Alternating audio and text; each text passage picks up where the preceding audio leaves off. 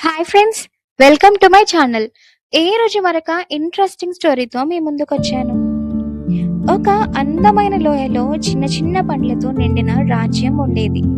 ఆ రాజ్యాన్ని అందరూ బెర్రీ వ్యాలీ అని పిలిచేవారు. ఆ రాజ్యంలో పెద్ద పెద్ద స్ట్రాబెర్రీ, రాస్బెర్రీ ఇంకా బ్లాక్ బెర్రీ కుటుంబాలు ఉండేవి. అందరూ బలంగా అందంగా ఉండేవారు. కానీ అదే రాజ్యంలో ఒక చిన్న పండు ఉండేది. అది చిన్న బ్లూబెర్రీ. బ్లూబెర్రీ చాలా మంచిది, స్నేహపూర్వకంగా ఉండేది. కానీ రాజ్యంలో ఎవ్వరూ దానిని పట్టించుకునేవారు కాదు.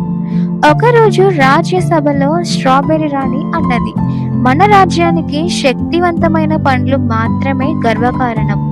అది విన్న బ్లూబెర్రీ నిశ్శబ్దంగా నిలిచింది.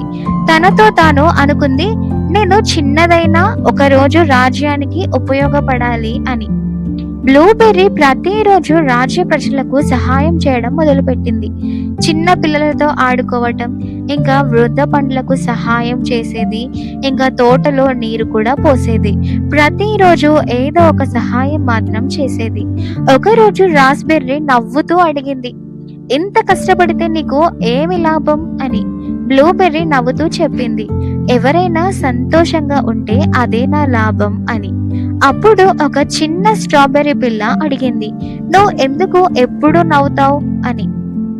నవ్వు చిన్నదైనా అది అందరినీ పెద్దగా సంతోష పెడుతుంది అని. కొన్ని రోజులకు రాజ్యంలో ఒక విచిత్ర సమస్య మొదలైంది. పిల్లలు బలహీనంగా మారారు. పెద్ద పండ్లు రంగు కోల్పోవడం మొదలైంది. రాజ్యంలో భయం మొదలైంది. స్ట్రాబెర్రీ రాణి సభలో ప్రకటించింది, మన రాజ్యాన్ని రక్షించాలి, ఎవరు సహాయం చేయగలరు? అప్పుడు ఎవరు ముందుకు రాలేదు. బ్లూబెర్రీ నెమ్మదిగా ముందుకు వచ్చింది. అది చెప్పింది, నేను ప్రయత్నించవచ్చా అని. అందరూ నవ్వారు. కానీ బ్లాక్బెర్రీ అన్నాడు, ఇది పెద్ద సమస్య, చిన్న పండు దాన్ని ఎలా పరిష్కరిస్తుంది అని నవ్వారు. ఇంకా బ్లూబెర్రీ మౌనంగా వెళ్ళిపోయింది. బ్లూబెర్రీ రాజ్యం బయట ఉన్న పురాతన అడవికి వెళ్ళింది. అక్కడ ఒక వృద్ధ పండు నివసించేది. అది రాజ్య రహస్యాలను తెలిసిన జ్ఞాని. బ్లూబెర్రీ అడిగింది, మన రాజ్యాన్ని ఎలా కాపాడాలి అని. వృద్ధుడు అన్నాడు, ప్రకృతి ప్రతి చిన్న పండులో ఆరోగ్య శక్తిని ఉంచింది, కానీ దాన్ని నమ్మేవారు చాలా అరుదు. ఇంకా బ్లూబెర్రీ అడిగింది, అది ఎలా తెలుసుకోవాలి అని. వృద్ధుడు నవ్వుతూ చెప్పాడు, నువ్వే ఆ శక్తికి ఉదాహరణ. అప్పుడు బ్లూబెర్రీ ఆశ్చర్యపోయింది.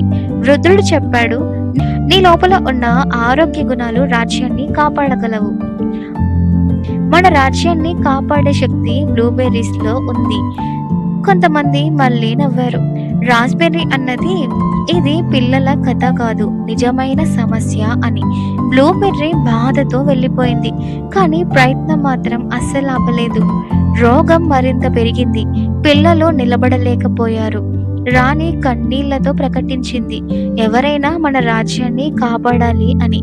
అప్పుడు చిన్న స్ట్రాబెర్రీ పిల్ల ముందుకు వచ్చి అన్నది, బ్లూబెర్రీ నాకు ఒకసారి సహాయం చేసింది, నేను నమ్ముతున్నాను.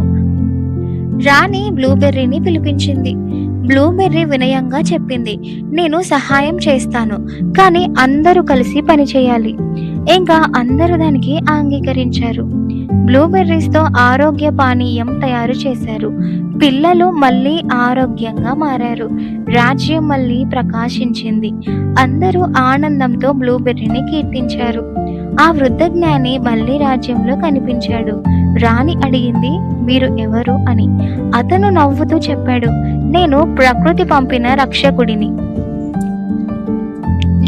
ప్రతి రాజ్యంలో చిన్నదాన్ని తక్కువగా చూసినప్పుడు నేను వస్తాను అని చెప్పి మాయమైపోయాడు. అందరూ ఆశ్చర్యపోయారు.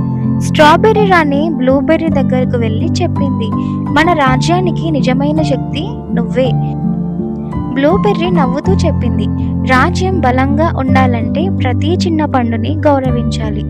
రాజ్యంలో పెద్ద ఉత్సవం జరిగింది. బ్లూబెర్రీని హోప్ గార్డెన్ గా ప్రకటించారు. ఇంకా పిల్లలు ఆనందంగా బ్లూబెర్రీ చుట్టూ ఆడుకున్నారు.